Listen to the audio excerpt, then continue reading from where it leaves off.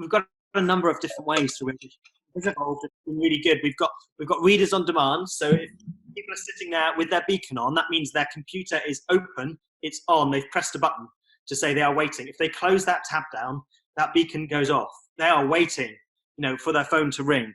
So we have between 4 and 20 of those online, around the clock, online throughout the world, all the time. There's almost never a time when there's not someone waiting online. So you can just press go on them and you phone them. Basically, their screen rings and they say, "Yeah, I'll do it." That's number one.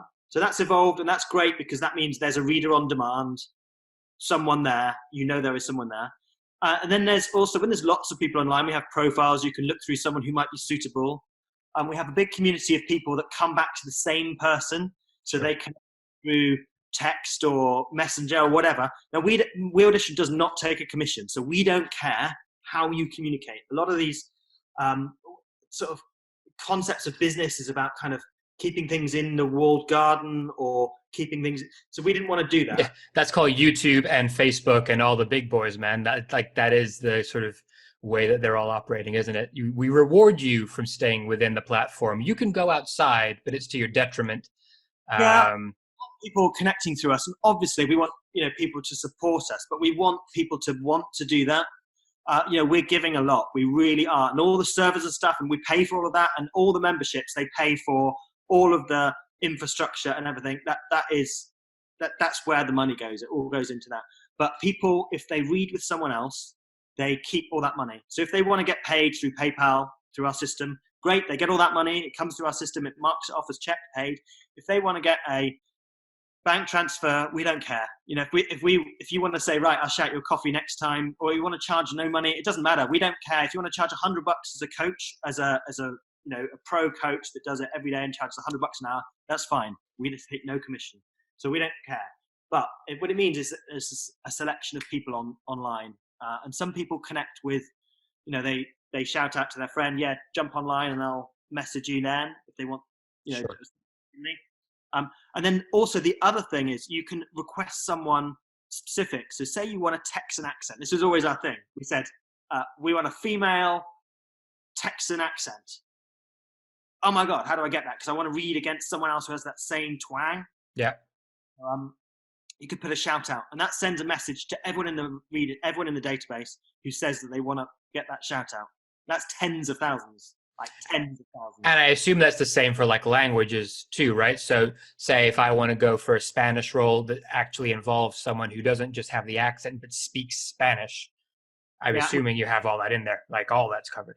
Speakers, we have Russian speakers, we have I can't even think, like all the way, all across Europe. We have a big German community. We did a mixer over in Germany and Berlindale. With Darren went over there and did that. And so we had a Shanghai mixer, one in Australia. There's lots of different places. We've been to where there's membership. We can't do it at the moment. And then in the last year, Darren and myself, to some of them, we went all the way. We had memberships. So everywhere that there was a user base, we went and had a mixer and met people, met all our users. So awesome. And that means that sort of 24/7. If you need someone, there's almost always someone online. And you can always put that shout out for someone specific as well. And also advice. Advice is a big thing. We thought it would be used more for advice. Okay. Yeah, there's a big community. People don't mind giving advice. And we want, people to ask. You can put a shout out to say, how do I get an agent in LA? How do I get an agent in Atlanta? And actually Darren put that out himself as a question. I want to meet some guys from Atlanta. And he met 4 or 5 people from Atlanta, talked to them, got some ins to some agencies, went over to Atlanta, got an agency, and he's booked out of that agency. Amazing. I mean, really, what's coming through to me is the self-taping and the auditioning and video chat is obviously the sort of core of what you do and how it's branded and marketed, and it is a big product feature. But it sounds a lot more to me like it's a community, right? And that's the inherent underlying thing where you're bringing people together. I don't want to use the word social network because, that has different connotations in people's minds, but it does very much sound like it is that space for actors and industry people to just connect. And then from there, it could be, self-taping, or it could be as you're saying, getting the advice just about general questions. Is that like something that was always the intention, or is that evolved organically? When you get readers involved, and then you want people to read, you kind of need both people from the marketplace. You need people from both sides, but also they're the same people. It's not like a different model where you have a salesperson and then a purchaser. It's not a customer buyer sales shopkeeper relationship, because the same people are being readers and the same people are wanting readers. They're the same people. And also, if you're doing an audition, to have someone feedback who is an actor is better than your neighbor doing it, or your mum doing it, or your wife doing it. You don't want to wreck those relationships with, oh, one more time. You don't want to be thinking about that. We hear it all the time with our feedback, because we get public notes and then private notes as well. And we hear, there's a few people particularly that do it. This took me to another level. And I know from say I got a self-tape in for the morning, I tend to do things, I get it in during the day, I might learn the lines, and then I'll sit on at night, and I'll go on, Hollywood will be awake, and I will go on with some people that I know and I like, and I will run those lines, and it will take it up a level, and then I will go to sleep, and I won't tape it, and then in the morning I'll probably get up and I'll tape it. Yeah, I mean, that's a really interesting insight, isn't it? Because you're workshopping it, whereas normally if you were doing it by yourself, you're just going to read with the person who's going to record the lines with you when you're ready to record. You're not going to have the time to just go and spend an hour just finding whatever you can find in the script and just vocalize it out loud. So I think that, I didn't think of it that way, but that is really powerful. It's almost rehearsal and then tape when you're ready, time permitting, obviously. Yeah, time permitting. It's different from actors when they're in, pilot season in 4 days. But for me in the UK and for people all across Europe, the time zones work really well, actually, because we can be doing stuff in the day, learning lines or getting the job in or whatever. And then when America wakes up, you can get access to Hollywood coaches and people at the top of their game who are really on this, giving you little insights. And that little insight, I believe in the slight edge, little bits. And it really makes a difference. So I think for people in Europe, it's really beneficial because of that time zone. And then the other way around, people in Europe can be reading early for people in Australia, and people in Australia can also be reading super early for people in LA. It doesn't matter what time zone you're in.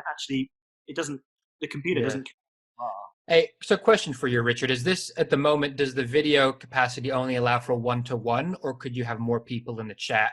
My mind's going to things like table reads, and if a filmmaker has a script or a screenwriter's written something and they want to just hear it out loud, does that exist yet, or could it exist? Yeah, you can do that. I think you can do it in the room. You can certainly do it in the auditions. We do know something this week, though. So Sophie Holland, for one of her things, had just checking in the waiting room, 620 people or something check in for the meeting when she's going to see like 10 people. Yeah. So that broke. So we know that it could be 600. I realistically, like 50 people is a lot. Well, we've just been working it now, and we've actually limited now the waiting rooms, because people were this week has been massive, and because people have been turning up and wanting to be part of this, rightly so, because there's some massive people on here.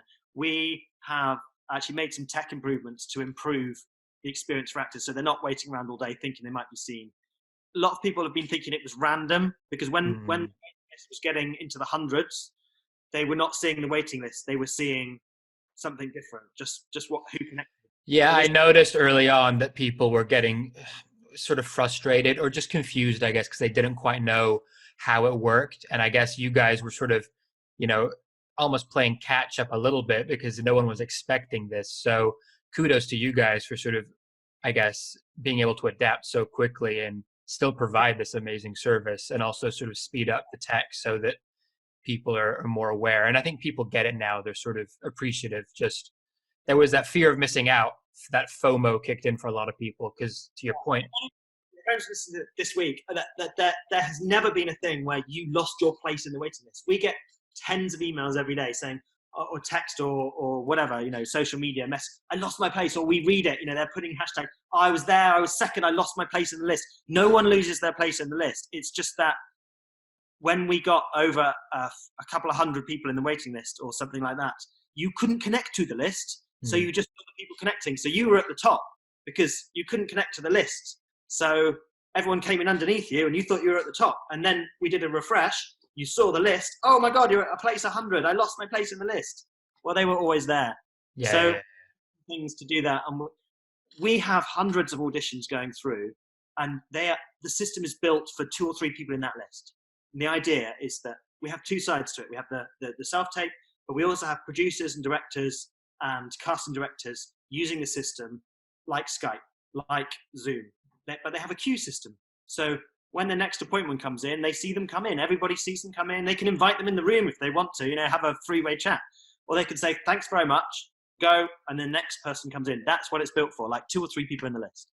It's replicating what the in-person experience kind of is as much as it possibly can, right? As opposed to cattle call 1,000 people cramming into the room. It's going to be chaotic no matter whether it's online or in person. But I think this is why we call it the waiting room. That's why we have it on screen. Yeah. Initial concept originally where it looked like a waiting room, with chairs around it. Oh, okay.